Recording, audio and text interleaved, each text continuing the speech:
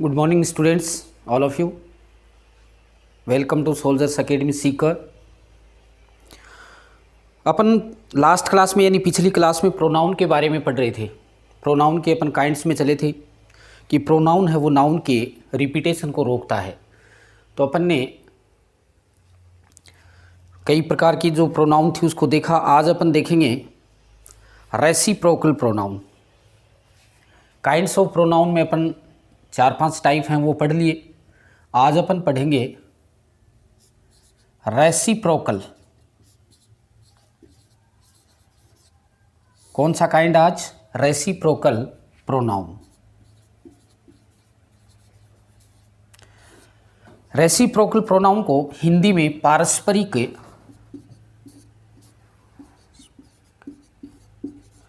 संबंधवाचक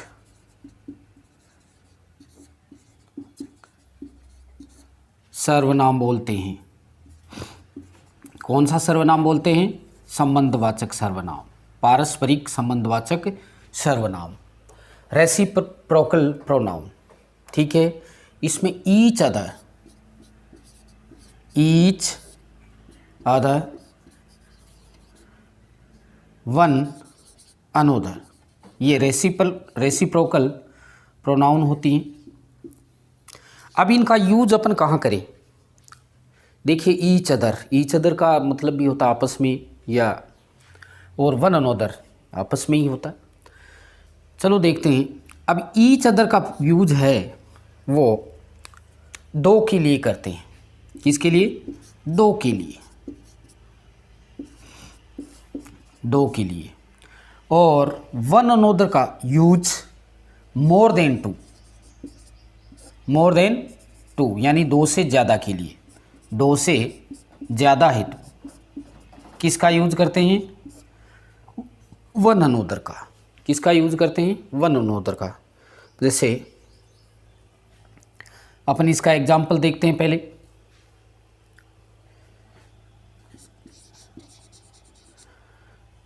Ram and Shyam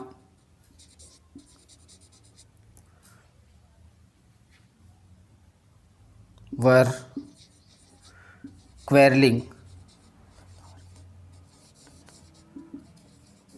Ram and Shyam were quarrelling each other. Ram और श्याम एक दूसरे से झगड़ रहे थे। जब बात आती है वन अनोदर की, तो दो से ज़्यादा के लिए यूज करते हैं। किसका यूज करते हैं? वन अनोदर, दो से ज़्यादा के लिए, मोर देन टू। उस कंडीशन में अपन वन अनोदर यूज करते हैं। स्टूडेंट्स,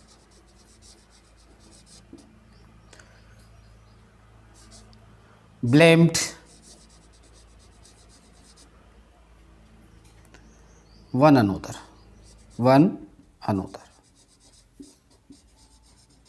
इस तरह से रेसिप्रोकल प्रोनाउन का यूज यानी ईच अदर दो के बीच या दो के लिए किया जाता है, और वन अनोदर का यूज मोर देन टू यानी दो से ज़्यादा के लिए किया जाता है, दो से ज़्यादा होने पर। ठीक है, तो अपन ने एग्जाम्पल राइट किए। Ram and Shyam were quarrelling each other, students blamed one another. इस तरह से ये अपना रेसिप्रोकल प्रोनाउन है। अब देखते हैं अपन नेक्स्ट जो काइंड आता है प्रोनाउन का, वो है interrogative pronoun. Which kind? Interrogative pronoun. देखिए, जैसा कि words, can I erase it? Okay, word से ही पता चलता है। जो नेक्स्ट काइंड अपना आता है वो है इंटेरोगेटिव प्रोनाउन। कौन सा pronoun? Interrogative pronoun.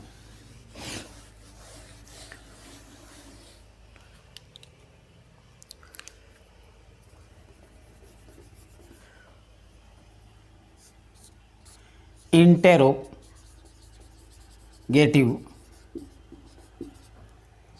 Pronoun, interrogative pronoun. Interrogation का मतलब ही क्या होता है? प्रश्नात्मक होता है। इंट्रोगेशन का मतलब क्या होता है? प्रश्नात्मक होता है। तो हिंदी में इसको बोलते हैं प्रश्नात्मक या प्रश्नवाचक सर्वनाम।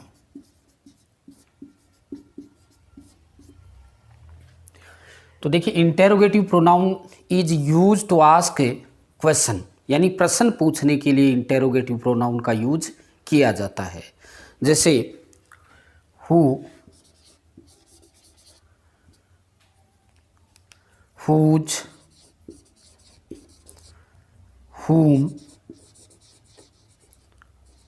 इस तरह से, यानी प्रश्न पूछने के लिए इस इंटेरोगेटिव प्रोनाउन का यूज होता है, प्रश्नात्मक सर्वनाम जिसको बोलते हैं।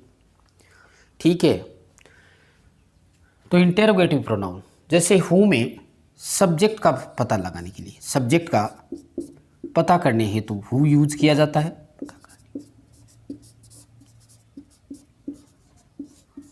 सब्जेक्ट का पता करते हैं, हु का मतलब कौन, तो इसमें सब्जेक्ट को पूछा जाता है, सब्जेक्ट के बारे में जानकारी ली जाती है। तो सब्जेक्ट का पता करने के लिए अपन हु यूज करते हैं। बात आती है हुज की। हुज, हुज का मतलब ओनर का पता करने के लिए, हुज ओनर का पता करने हेतु, पता करने हेतु।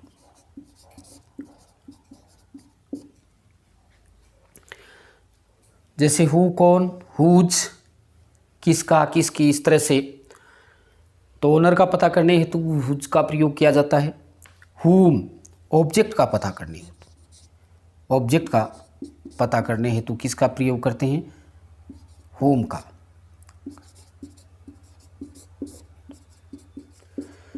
तो अपन पढ़ रहे हैं इंटेरोगेटिव प्रोनाउन। कौन सा प्रोनाउन है, इंटेरोगेटिव प्रोनाउन यानी प्रश्नवाचक सर्वनाम। This kind of pronoun use to ask questions, यानी इस प्रकार के जो प्रोनाउन होते हैं उसमें प्रश्न पूछने का कार्य किया जाता है, प्रश्न पूछा जाता है।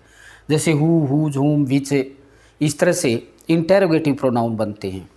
जैसे एग्जाम्पल राइट करते हैं,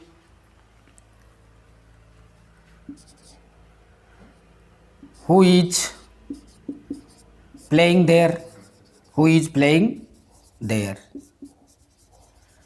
लास्ट में क्या करते हैं, क्वेश्चन मार्क लगाते हैं, इंट्रोगेशन देते हैं। तो who, for example second, who road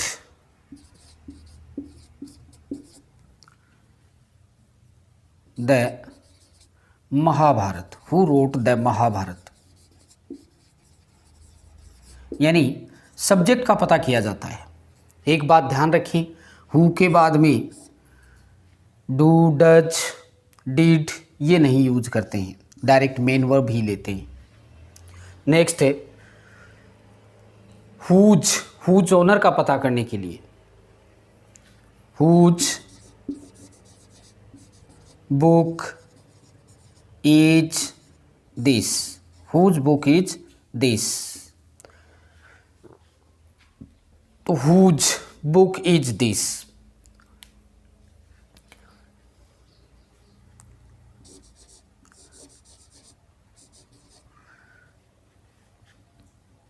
whose bicycle is that, वो साइकिल किसकी है। तो क्वेश्चन किया जाता है, मालिक का पता किया जाता है। तो इंटेरोगेटिव जो प्रोनाउन होती हैं प्रश्नवाचक सर्वनाम यानी प्रश्न पूछने के ही काम में आती हैं। हुम का जो यूज है वो ऑब्जेक्ट का पता करने के लिए यूज करते हैं। हुम का यूज किसके लिए, ऑब्जेक्ट के लिए। प्रीपोजिशन के साथ में इसको लेते हैं। जैसे बाई हुम, एग्जाम्पल देखिए, by whom, by whom was the Mahabharat written, Mahabharat written. By whom, by whom was sugar given to you, by whom sugar was, sorry, by whom was sugar given, question mark. इस तरह से यानी जहाँ पर प्रश्न किए जाते हैं, क्वेश्चन आस्क किए जाते हैं, वहाँ पर इंटेरोगेटिव प्रोनाउन यूज करते हैं। तो इंटेरोगेटिव प्रोनाउन का यूज क्या होता है, प्रश्न करने के लिए, क्वेश्चन करने के लिए। जैसे हु का प्रयोग अपन सब्जेक्ट का पता करने के लिए, हुज का प्रयोग ओनर का पता करने के लिए, हुम का प्रयोग ऑब्जेक्ट का पता करने के लिए। इस तरह से अपन हु, हुज, हुम, विच इनका इंटेरोगेटिव प्रोनाउन का यूज करते हैं। एक बार फिर से देखिए, इंटेरोगेटिव प्रोनाउन यानी प्रश्नवाचक। इंटरोगेशन का मतलब ही क्या होता है? प्रश्न से होता है।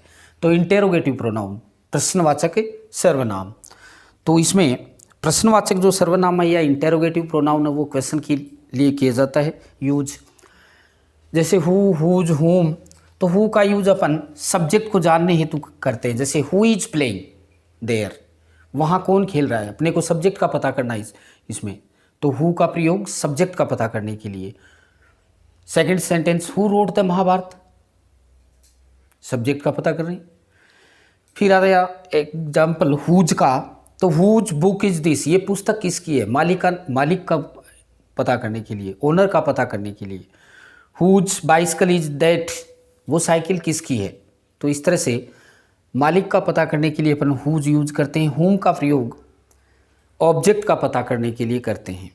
ठीक है, अब चलते हैं अपन next kind of pronoun, possessive pronoun. Which kind? Possessive pronoun. Write करें।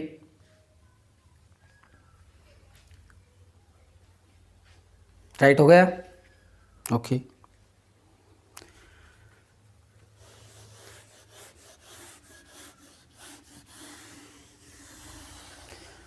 अब इन प्रोनाउंस को करने के बाद अपन इनकी स्पॉटिंग एरर देखेंगे, यानी एरर पार्ट निकालना, सेंटेंस में कहाँ कैसे किस प्रकार से मिस्टेक हुई, वो एरर पार्ट अपने को ढूंढना होता है। क्वेश्चन वो मेन है। अपन इसको डीपली यदि समझेंगे, देखेंगे, तभी वो पार्ट अपन फाइंड कर पाएंगे, एरर पार्ट।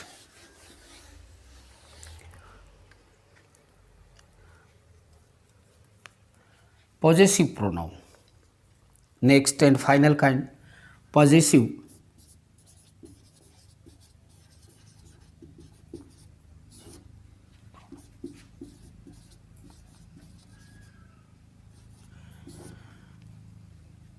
देखिए पॉजेसिव पॉजेशन वर्ड से बना है। किससे बना है? पॉजेशन, यानी स्वामित्व या अधिकार को दर्शाता है। किसको दर्शाता है? स्वामित्व या अधिकार को दर्शाता है। तो जैसे देखिए, मैं एक सेंटेंस लिखता हूँ, आवर्स स्कूल ओपन्स इन जुलाई, या रीओपन्स कर दीजिए। तो देखिए सेंटेंस में यहाँ ये आवर्स है,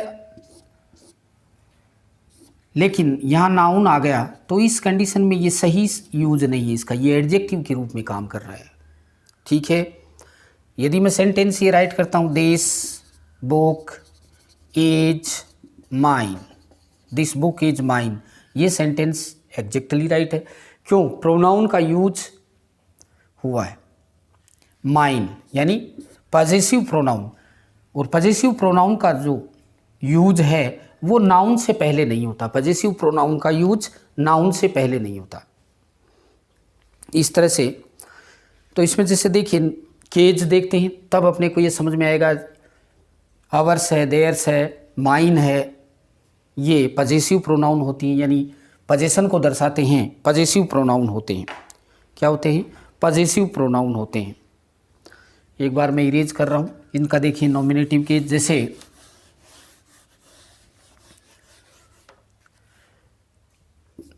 नॉमिनेटिव केज,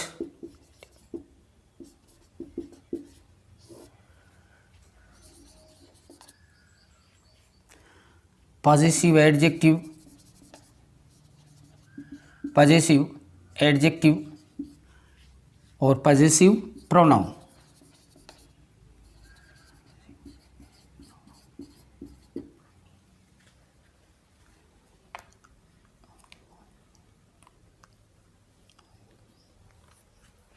नॉमिनेटिव केज में आई, पॉजेसिव एडजेक्टिव माई, और पॉजेसिव प्रोनाउन इसका होगा माइन। क्या होगा? माइन। नॉमिनेटिव के विच आई, पजेसिव एडजेक्टिव है वो माई, और पजेसिव प्रोनाउन क्या बना इसका, माइन। इसी तरह से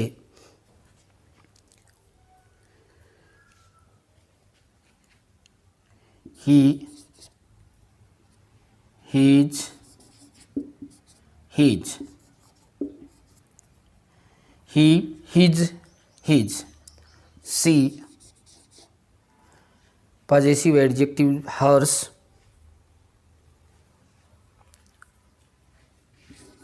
हर इसका क्या हो गया, पजेसिव एडजेक्टिव, और हर्स पजेसिव प्रोनाउन। इस तरह से they nominative case, there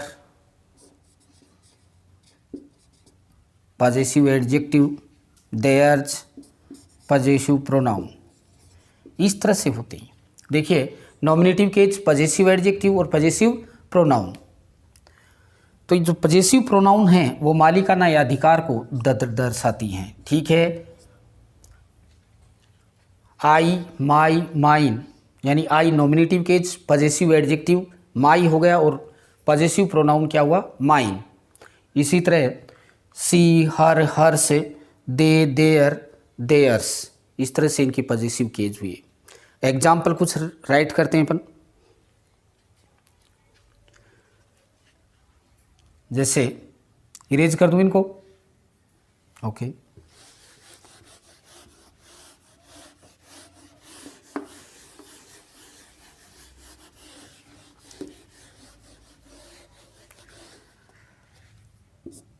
this book is yours, this book is yours.